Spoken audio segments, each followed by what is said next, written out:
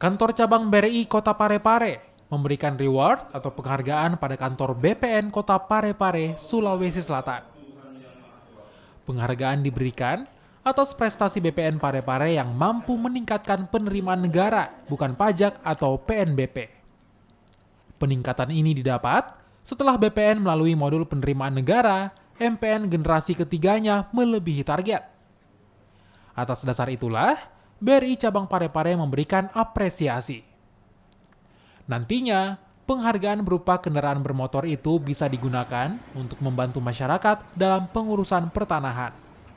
Dari hasil evaluasi tersebut, kantor BPN Parepare berdiri karena sukses berprestasi mensukseskan pembayaran PNBP-nya melalui MPN modul penerimaan negara generasi ketiga di BRI dan transaksi perbankan lainnya.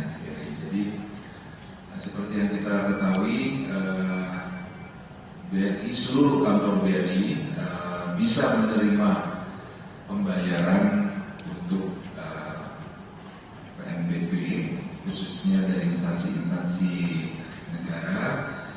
Dengan lapor ini kami menggunakan motor, sementara armada kami baru satu bab. Jadi dengan adanya ini tentunya akan membantu mobilisasi layanan kapal kami.